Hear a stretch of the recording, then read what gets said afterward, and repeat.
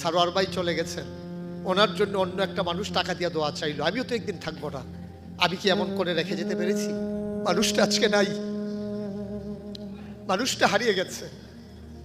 আজও যেন আমি যখন খেতে বসছিলাম ওনার স্টাডি রুমে, উনি যেখানে মানুষের সাথে দেখা করতেন, বসছিলাম, আমার মনে হচ্ছিল পশ্চিম পাশের চেয়ারটাতে এখনো বোধহয় সারোয়ার ভাই বসেই আছেন। আমি যে মানুষটির সাথে কথা বলে আনন্দ পেতাম, যে মানুষটি আমার সাথে মোবাইলেই ঘন্টার পর ঘন্টা কথা বলতেন, আমার বন্ধুবর গোলাম সারোয়ার সাইদি, তিনি এই দরবারটাকে বলতে গেলে এতিম করেই চলে গেছেন। দরবার কখনো খালি থাকে না, কিন্তু আজকে সারোয়ার ভাই থাকলে দরবারের গতিটা যেমন থাকতো এর থেকে আমরা একটু স্তীমিত হয়েছি। কিন্তু ওনার স্বপ্নের প্রতিষ্ঠান, ওনার স্বপ্নে লালিত প্রতিষ্ঠান, একটা মানুষ বেঁচে থাকে তার কর্মের মাঝে।